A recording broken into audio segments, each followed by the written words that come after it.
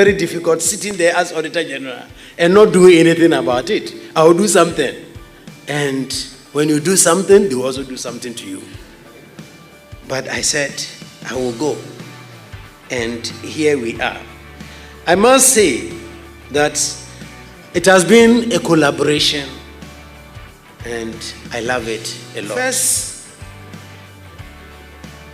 the legislature has been very supportive in approving budgetary allocation to the Ghana Audit Service. Amounts which are about threefold what it was before I came to office. The executive has been very supportive, and I said it in Egypt. I said the problem about Africa is that we set up all these structures and we don't fund them. But in Ghana, I've received not everything that I wanted, but a substantial increase in support. So if we are doing something which you people say you've heard from Ghana, is because the government is resourcing me. So when you go back, resource your agencies that are fighting corruption. Don't just go and establish them. Fanfare. And that's the end.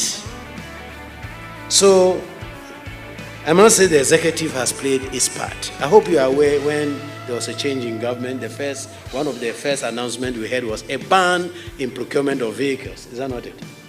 But this was the time that government gave us the permission to buy 34 vehicles to support the audit service. We have never bought 10 vehicles in the history of the audit service before.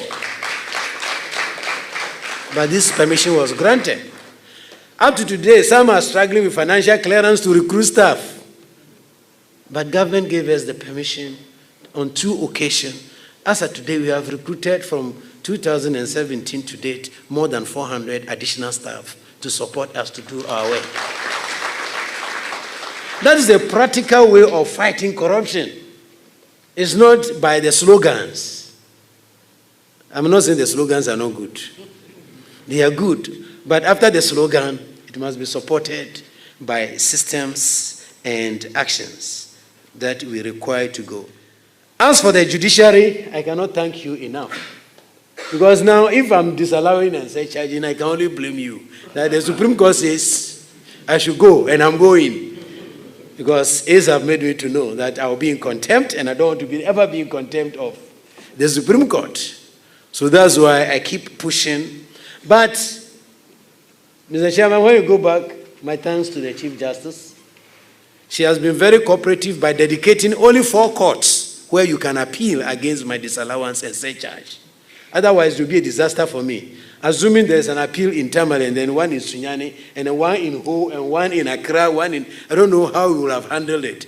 So when I had discussion with her, she said, request, and I'll dedicate just a limited number of courts where your appeals can be heard.